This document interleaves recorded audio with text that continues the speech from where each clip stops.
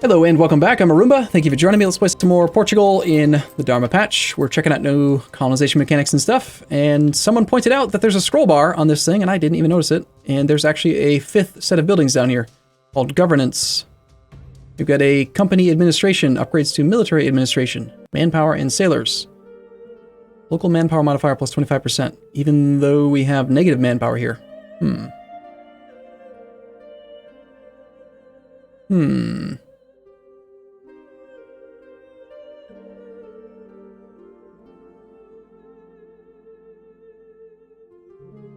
to think of it, I'm kind of confused by this math. I know that it's part of a trade company. You can't actually see the modifiers from it being a trade company province unless you hover over these things. Like, I don't think that there's anywhere you can see it, right? So we have minus 100% tax.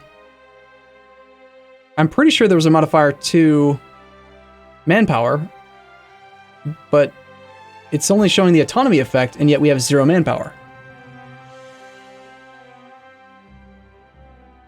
Huh. Kind of weird.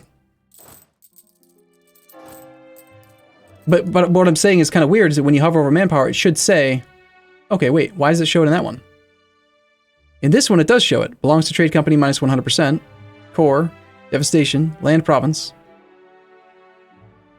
Okay, all right. So if this is the case, then yeah, I can see how that building might actually make sense, because 25% manpower would just apply to the bonus, and it's fine.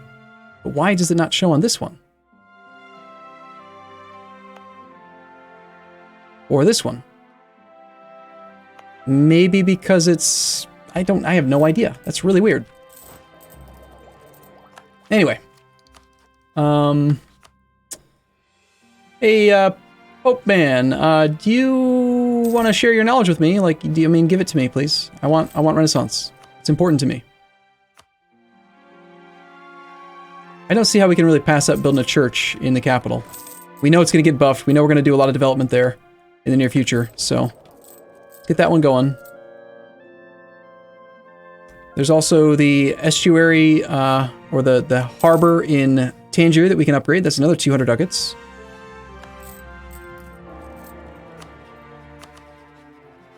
Got caught spying on Tlemcen for no real reason. Just because it was a thing I could do.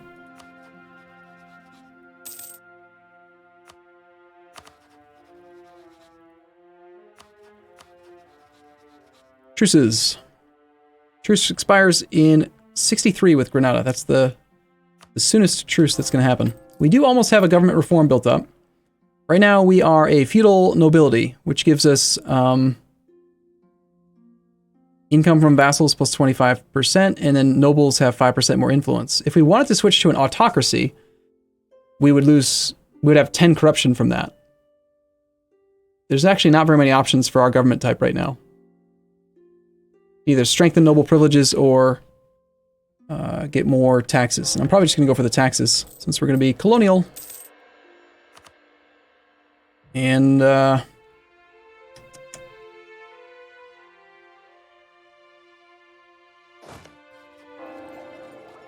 see. September of next year, we'll have Tech 5. The requirements to set a new crusade target, is there a cooldown on it, or could we do it if Morocco just didn't exist? I don't think we could, right? We'd have to...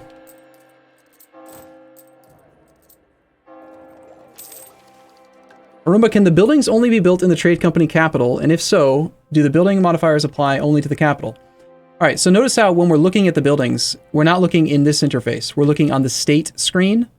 These are territorial buildings. I don't think that they can even be considered occupied or anything. Like, they're part of the whole state. You don't build them in a specific province, you just build them in a state. So you can build these buildings in every individual state. So if I conquered Gabo, then we could make that into a trade company and build all of those buildings, every single one, in the same, in that territory as well, except for the finishers. You see how it says requirement, Portugal has less than one Governor General's Mansion trade company investments in the West African Charter. So these are restricted to the trade the area, but the finishers are per trade region. So in the West African Charter, we can only have one finisher. Does that make sense? They're very expensive early game. Let's just curtail noble privileges for the taxes, I think.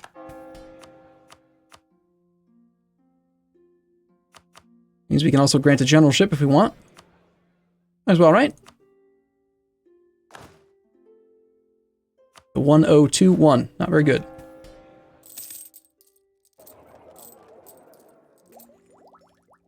Losing those military points from that previous ruler means that we are really slowing down on getting this next tech. Is it worth backstabbing Castile for Sevilla and La Mancha? You know, I mean, if I were trying to like really min-max things, I probably would play a game and like betray Castile. But for the purposes of this campaign, just experiencing what it's like to be a colonizing nation in the Dharma patch, I don't really want to go like full micro mode and have to beat Castile. All right, we could take admin tech. We could try to wait for the institution. That's going to probably delay our ability to colonize for quite a while, though. So let's just pay the penalty. And then let's immediately go for exploration. Get our colonist. Get quest for the New World. Choose our native policy. We should have new interactions here now. We've got New World companies plus 10 global settler increase. We'll do that. And with the clergy. Now I need to decide. I almost always go for coexistence, but we can get native uprising chance minus 50% from trading. I believe one of these, or am I thinking of, I might be thinking of Common Universalis. I think even with New World missions, we'd still have some uprising chance. Alternatively, we could do, go full on militant mode and go just native suppression, or sorry, native repression and murder all the natives. Oh, it's France that has that idea. Okay. It's also in Common Universalis. Yeah, I'll just stick with what I normally do. We'll go native coexistence. I still like this though for the native assimilation, but we don't need it right this second. We can get a conquistador. Can we explore down here right now? Looks like we could. Wow, look at that conquistador, 3233. Holy crap. That is impressive.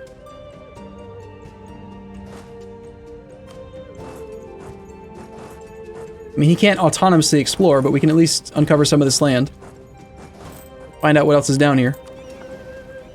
And as far as the colonist goes, ooh, power projection, yuck. Scornfully insulted rival plus 7, eclipsed. Do I need to just set another rival? Oh, Tlemcen's a valid rival now. What? Why did he suddenly become valid again?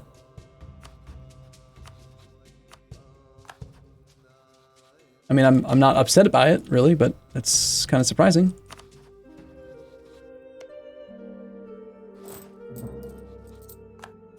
I'd love to humiliate this guy. I don't want to fight the Ottomans, though. But now this war with Tunis makes even more sense, because he'll call in Tlemcen. We can separate peace Tlemcen for a bunch of power projection and money and stuff. So I think rather than do this exploration stuff, let's pull the army back home and get ready for a war with that guy. We'll ferry everyone over there. We'll train some more infantry. We will need to also consider colonization. So, on to the topic of colonization. So, I think my prediction is that it's almost always still going to make more sense to colonize anything else other than your own territory. But we did do some math on this yesterday, looking at possible colonies. If I had to choose between colonizing in Tekrur, which is going to give us a 7 development province, with our current tech, it's going to take 1,000 population divided by 35 equals 28 years worth of global growth, but that doesn't factor in the colonist growth rate. In general, I figure it takes about 5 years to colonize a province, on average, factoring in random events and stuff. So to colonize something like this, in 5 years you get 7 development. We could instead send the colonists to an existing colony and have a 41.5% chance of increasing development by 1. Or here, a 19% chance. In this province, 35% chance. We find one of our, like, really crappy provinces. Like Evora. We could theoretically send him here. It doesn't seem like you're ever really going to want to do it. Yeah, I'm revoking, pulling the colonists, the diplomat back so we can embargo. Get our power projection above 50. So I think we're still going to want to colonize, like, normal in, like, Cape Verde here.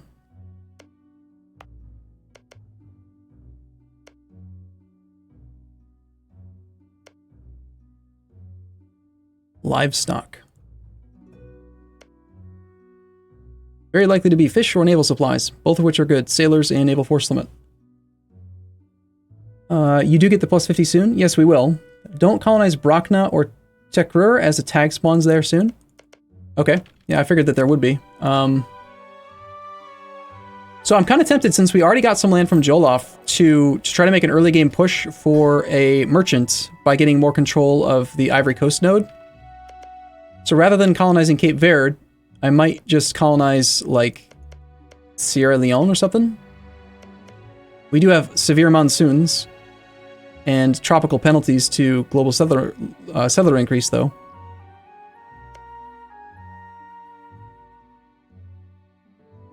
Why not use an explorer to get all the way to the Ivory Coast? Cape Verde is part of the node as well. Well, sure. It's part of the trade region, but it's a really crappy state. It's a 2-province state, I believe. Just these 2. And again, we're going to give it to a trade company, so I guess it doesn't matter. Sure, fine. Let's just send the colonists to the normal spot for now. But there goes most of our income. New champion of the joust. Gain a general with 100 tradition? Well, we already have a 3-2-3-3.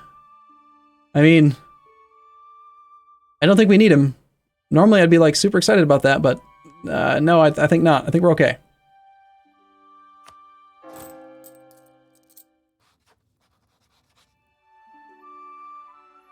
All right, I want to establish my trade conflict with Mr. Tunis. We need to build a spy network against him again. And then to justify trade conflict, we need to have... They have to have 20% control in a node where we have at least 10% control. And that's going to happen in his node. What we're going to do is just transfer our merchant from Sevilla for now. And hope that we don't stop being a valid rival with Tlemcen. If I take military tech, I bet Tlemcen stops being a valid rival. So we do need to wait until these troops can get ferried up there.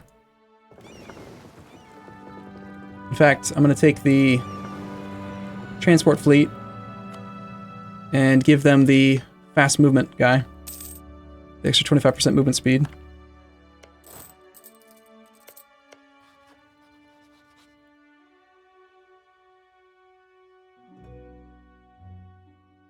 No reason to justify trade conflict against this guy, really.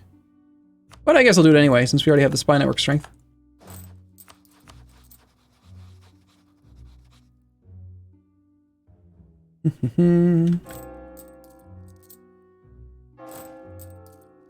Church in our capital's done. Just lost Earl. Earl died. Lithuania has the Peasants' War. We can take military tech, but if we do that, I think we lose our valid rival. So...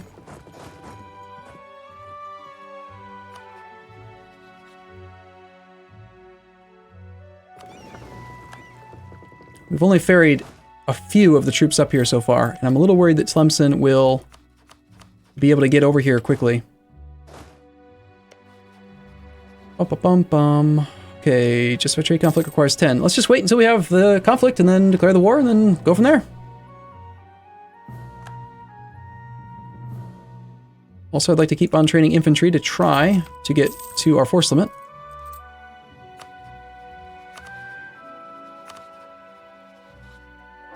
This is the final month on this. Let's improve relations with Pope Man over the annual tick. That was not the annual tick. That was the month ahead of the annual tick. All right, justified trade conflict on you.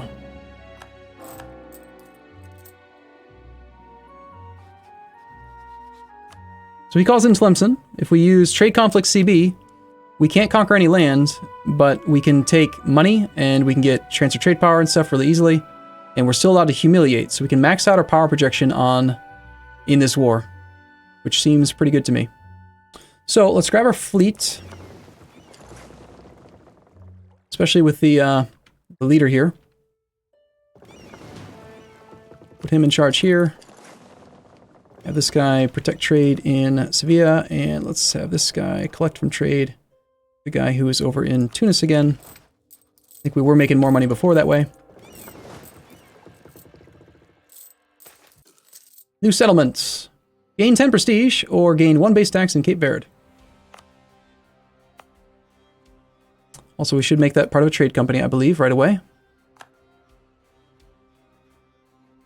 More people means more taxes. Base tax is not going to be a huge deal in a trade company area. Gaining prestige, on the other hand, is going to help us out. So I'm just going to take the prestige. Now we can declare our war. Trade conflict. Declare. Go. That's my ship that hunts pirates for me. This guy go that way.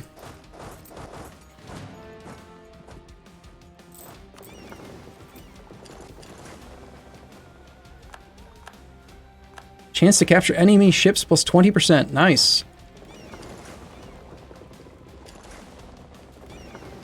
Okay. This is now our primary fleet, and we're going to just set them on the mission to hunt enemy fleets to begin with, so they can hopefully pick off some of these ships as they are trying to move around. It's all light ships, and we've got 5 maneuver, so this guy is going to be ridiculous. And now that we're already at war with Tlemcen, we can take Miltech without worrying about him not being a valid rival. As soon as we get military access, we'll go after them. Men-at-arms are superior. Great. Let's take the Galglass.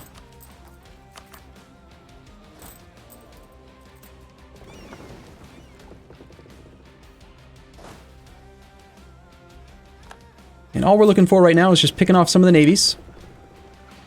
Bum, bum, bum. Did I ever take a naval doctrine?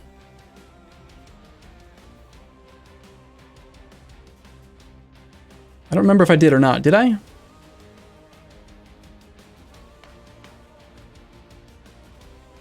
Chance to capture enemy ships. Not in the global modifiers list, so I think I haven't yet. That's another thing to save up for then.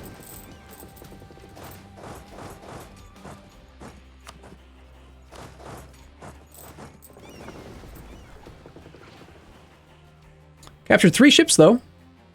3 transports.